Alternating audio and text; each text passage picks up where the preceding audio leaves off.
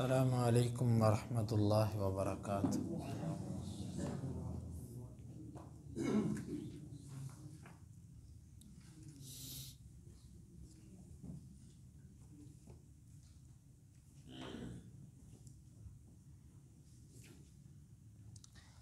سورۃ البقرہ آیت نمبر 31۔ اعوذ باللہ السمیع العلیم من الشیطان الرجیم من ہمزہ ونفخہ ونفثہ۔ وعلم، اور اس نے سکھائے، آدم کو، الاسماء، نام، کلہا، سارے کے سارے، ثم، پھر، عرضہم، اس نے پیش کیا ان کو، علی پر، الملائکہ، فرشتوں، فقال، پس اس نے کہا، انبئونی، تم مجھے خبر دو، باسماء، ناموں کی، ہؤلاء، ان اگر کنتم، ہو تم، صادقین، سچے۔ قالو، انہوں نے کہا، سبحانک، تو پاک ہے، لا علم، نہیں ہے کسی قسم کا علم، لنا، ہمارے لیے، الا، مگر، ما، اتنا، علمتنا، جو تو نے ہمیں سکھایا، انک، بے شک تو، انت، تو ہی، العلیم، خوب علم والا ہے، الحکیم، حکمت والا ہے۔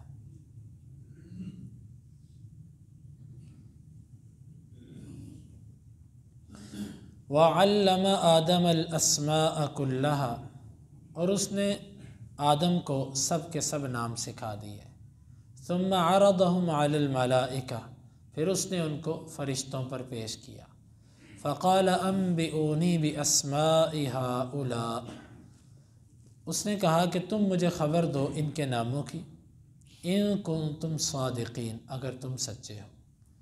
قالوا سبحانک لا علم لنا الا ما علمتنا، انہوں نے کہا تو پاک ہے، نہیں ہے ہمارے لیے کسی قسم کا علم مگر اتنا ہی جتنا تو نے ہمیں سکھایا، انک انت العلیم الحکیم، بے شک تو ہی علم والا ہے، حکمت والا ہے۔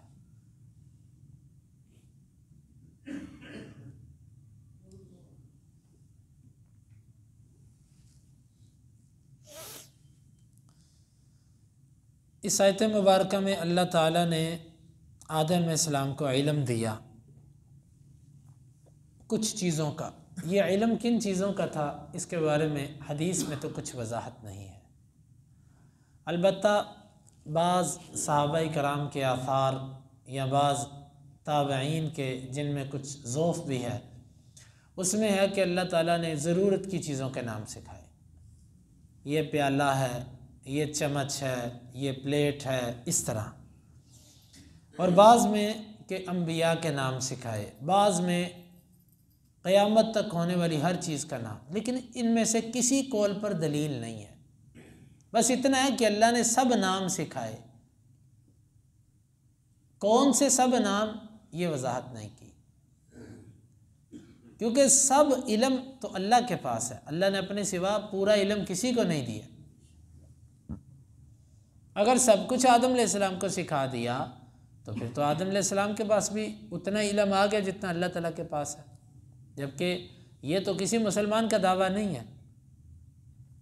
تو نام سکھائے، اگر کوئی کہے کلھا، لفظ کل استعمال ہوا، سارے کے سارے، تو لفظ کل کی دلالت جو ہوتی ہے یہ سارے کے سارے پر نہیں ہوتی، جس طرح کہ اللہ رب العالمین نے یہ اس عورت کے بارے میں ذکر کیا کہ جو سلیمان علیہ السلام کے دور میں حکومت کرتی تھی، اس کے بارے میں ذکر کیا، اوتیت من کل شیء، وہ ہر چیز دی گئی، وہاں پر بھی کل کا لفظ ہے، من کل شیء، ہر چیز۔ تو کیا اس کے پاس سب کچھ تھا؟ سلیمان علیہ السلام کا علاقہ اس کے تسلط میں تھا؟ سلیمان علیہ السلام کے پاس جو کچھ تھا وہ اس کے پاس تھا؟ نہیں تھا۔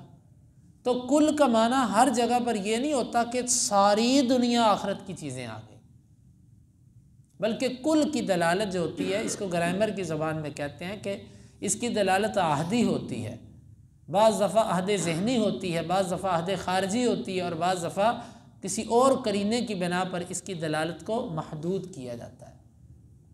یعنی کہ کل سے مراد دنیا کی ہر چیز تو آ نہیں سکتی۔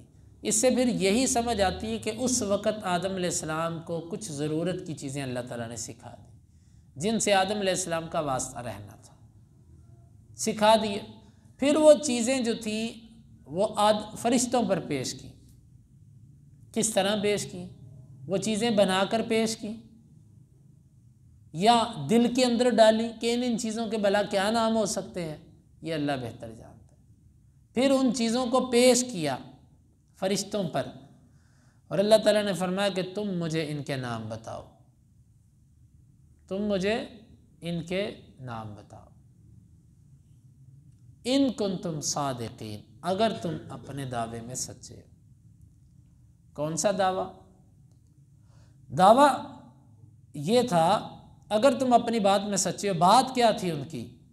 بات ان کی یہ تھی کہ اتجعل فیہا من یفسد فیہا ویسفک الدماء، اللہ تو اسے پیدا کرے گا جو خون بہائے گا اور قتل کرے گا، فساد کرے گا، اسے۔ اللہ تعالیٰ نے فرمایا کہ اگر تم اپنے اس دعوے میں سچے ہو تو پھر تم مجھے ان چیزوں کے نام بتا دو۔ مطلب کیا ہے اس کا؟ پیچھے بات ہو رہی ہے فساد کی اور قتل کی، آگے اللہ تعالیٰ چیزوں کے نام پوچھ رہا ہے۔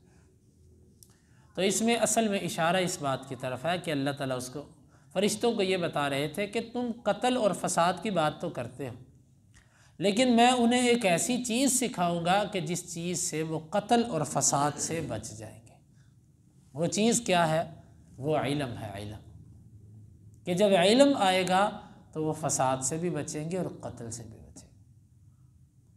تو اگر تمہارے پاس ان چیزوں کا علم ہے تو تم سے بتاؤ، باوجود عبادت کرنے کے تم ان چیزوں کا علم نہیں رکھتے۔ تو جس کو تم فساد اور قاتل کہہ رہے ہو، فسادی اور قاتل کہہ رہے ہو کہ ان میں ایسے ہوں گے، تو میں جب ان کو علم دوں گا تو ان میں اصلاح کرنے والے بھی بہت ہوں گے۔ آپ یوں سمجھ لیجئے کہ فرشتوں نے اپنی اللہ رب العالمین سے کہا کہ اللہ ہم تیری عبادت کرتے ہیں، تیری تسبیحات کرتے ہیں، تیرے لیے نماز پڑھتے ہیں۔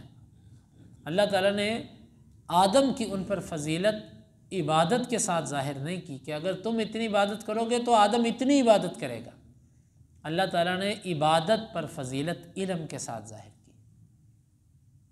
انہوں نے کہا اللہ ہم تیری عبادت کریں گے، اللہ نے کہا چلو پھر علم ہے تمہارے پاس؟ نہیں، گویا کہ عالم کو عابد پر فضیلت دی۔ اور یہی حدیث ہے کہ فضل العالم علی العابد کفضلی علی ادناکم، ایک عالم کی فضیلت عابد پر ایسے ہے کہ جیسے میری فضیلت تم میں سے کسی ادنا انسان پر۔ علم کی یہ فضیلت ہے۔ تو اللہ تعالیٰ نے یہاں پر بھی آدم کو جو فرشتوں پر فائق کیا وہ علم کی وجہ سے۔ ان کنتم صادقین، اگر تم اپنے اس بیان میں سچے ہو تو چلو بتاؤ ان چیزوں کے نام۔ لیکن فرشتے تھے، وہ اللہ کی اطاعت کرنے والے تھے، ان میں سرکشی اور تکبر نہیں تھا۔ قالوا سبحانک لا علم لنا الا ما علمتنا، وہ کہنے لگے اللہ تو پاک ہے، ہمارے پاس تو کسی قسم کا علم نہیں ہے مگر اتنا کی جتنا تو نے ہمیں سکھایا۔ لیکن آدم سے بھی غلطی ہوئی، فرشتوں سے بھی غلطی ہوئی، اور ابلیس سے بھی غلطی ہوئی۔ فرشتوں نے غلطی سے مراد یہاں پر یہ ہے کہ انہوں نے اپنا یہ اظہار کیا رائے کا کہ اللہ یہ فساد کرے گا اور قتل کرے گا۔ آدم علیہ السلام سے غلطی دانا کھانے کی ہوئی، اور ابلیس نے تکبر کی بنیاد پہ غلطی کی۔ اب فرشتوں میں اور آدم کے مزاج کو دیکھیں کہ فرشتوں نے بھی جیسے ہی احساس ہوا تو کہا سبحانک لا علم لنا، اللہ تو پاک ہے، ہمارے پاس تو اتنا ہی علم ہے جتنا تو نے سکھایا۔ اور دوسرا آدم علیہ السلام سے غلطی ہوئی، کہا سبحانک لا الہ الا انت سبحانک انی کنت من الظالمین۔ لیکن ابلیس شیطان سے غلطی ہوئی تو وہ اکڑ گیا۔ ہمارے لیے اس میں سبق یہ ہے کہ تم آدم کے طریقے پر چلو، فرشتوں کے طریقے پر چلو، ابلیس کے طریقے پر نہ چلو۔ غلطی کے بعد اکڑنا یہ ابلیس کا طریقہ ہے۔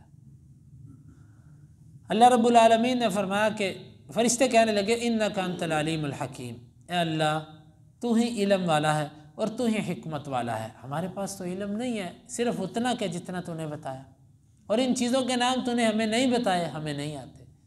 یہاں پر ایک سوال ہے، اللہ تعالیٰ نے ان چیزوں کے نام آدم کو بتا دیے، فرشتوں کو نہیں بتائے،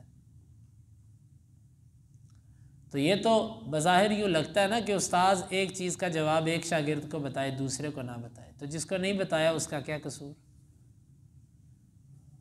جس کو نہیں بتایا ظاہر ہے جس کو بتایا وہ آگے نکلے گا اس سے، جس کو نہیں بتایا۔ اللہ تعالیٰ نے آدم کو بتایا اور فرشتوں کو نہیں بتایا، بظاہر ذہن میں یہ بات تو آتی ہے، کیونکہ انہوں نے آگے سے کہا بھی ہمیں تو اتنا پتہ جتنا تو نے سکھایا، تو جو چیز تو نے ہمیں سکھائی نہیں اس کے بارے میں ہم تجھے کیسے بتائیں؟